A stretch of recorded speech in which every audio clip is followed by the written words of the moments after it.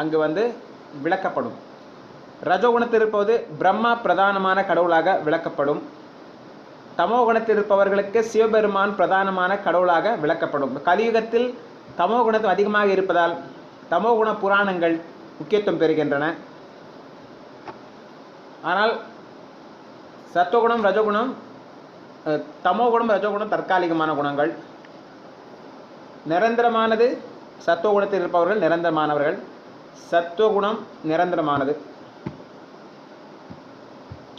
அசுரர்களும் தற்காலிகமாக பெரிய அசுரர்களெல்லாம் பார்த்தீங்கன்னா அரக்கல் அசுரர்கள் எச்சராட்சர்கள் தற்காலிகமாக ஒரு உயர்ந்த நிலையை அடைவாங்க, அம்மனை மறைஞ்சு போயிடுவாங்க. ஆனால் தேவதைகளெல்லாம் நிரந்தரமாக அஷ்ட திக்பாலர்கள் நிரந்தரமாக இருக்காங்க.